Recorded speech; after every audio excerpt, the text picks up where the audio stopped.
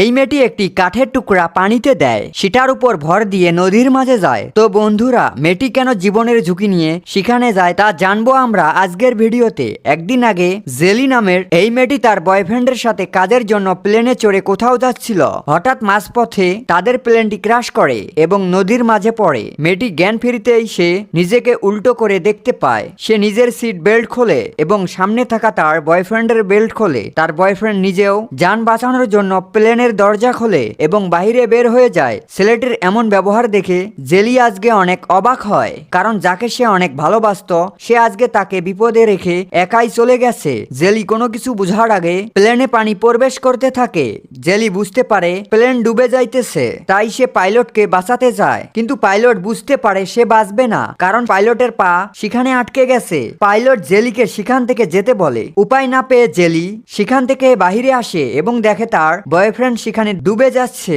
আসলে জেলির বয়ফ্রেন্ড সাঁতার জানতো না। আগের কথা ভেবে জেলি তাকে পারে নিয়ে আসে। এরপর তারা সেখানেই শুয়ে পড়ে। জেলি মনে করে তারা হয়তো বেঁচে গেছে, কিন্তু সে জানতো না আসল পরীক্ষা তো এখন শুরু হবে। মেয়েটি দেখতে পায় তার বয়ফ্রেন্ডের পায়ে আঘাত পেয়েছে, তাই মেয়েটি সাহায্যের জন্য হেল্পলাইনে ফোন দেয়, কিন্তু নেটওয়ার্ক না থাকার কারণে তাদের কাছে ফোন যায় না। মেয়েটি তার বয়ফ্রেন্ডের ফোন নেয়, কিন্তু এতেও কোনো কাজ হয় না। নেটওয়ার্ক খোঁজার জন্য জেলি জঙ্গলের ভিতর প্রবেশ করে। যখন সে পাহাড়ের উপরে যায় তখন সে হতাশ হয়, কারণ তার চারপাশে যেদিকে তাকায় শুধু জঙ্গল আর জঙ্গল। কিন্তু এর থেকেও পরের দিন জেলি বেশি কষ্ট পায়, কারণ পরের দিন ঘুম থেকে উঠতেই জেলি দেখতে পায় তার বয়ফ্রেন্ড নাড়াচাড়া করে না এবং তার শরীর সম্পূর্ণভাবে শীতল হয়ে গেছে, যা দেখে জেলি বুঝতে পারে সে মারা গেছে। সে বুঝতে পারে না সামনের দিনগুলো তার সাথে আরো কি কি ঘটবে। মেয়েটি নিজেকে শেষ করতে চায়, কিন্তু তার পেটে থাকা নবজাতক শিশুর কথা ভেবে সে বেঁচে থাকার জন্য লড়াই করতে চায়। জেলি একটি কাঠের সাহায্যে নদীর মাঝে যায় এবং পানির নিচে ডুব দেয় আর প্লেন দেখতে পায়। সে প্লেনের রেডিও আনার চেষ্টা করে, কিন্তু পারে না। তাই সে সেখান থেকে